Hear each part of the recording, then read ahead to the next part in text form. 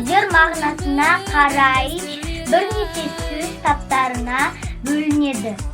Зат есім, етістік сын есім, тән есім. Сөз таптары. Мирас, ертең біздің үйге көп қонақтар келеді. Сілтехана жасаймыз. Сілтехана деген не? Сілтехана жаңа туған нәрестенің құрметіне арналған той. Тойда балаңыздың бауы берік болсын деген құттықтаулар айтылады. Қонақтар ән салып, домбыра тартып, өлең айтады. Сілтеханаға сақырумен де сақырусыз да келе береді. Бұл той өмірге адам келгенінің белгісі.